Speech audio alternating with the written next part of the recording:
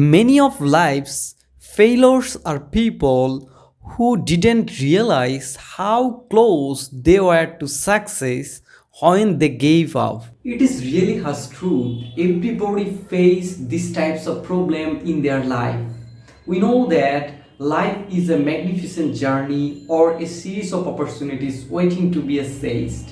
Each day is a chance for your growth, or we can say that is each a chance to become yourself for the best levels. In the faces these types of the problems, remember, always remember that you possess an incredible reservoir of strengths or the resilience.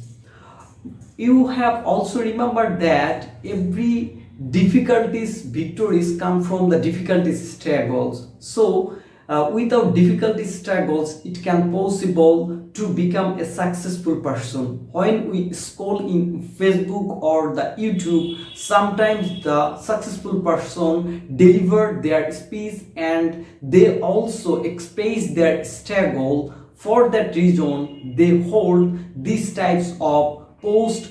And so today is an opportunity to set your goals, and the whole world is waiting for your unique contribution that only you can make it.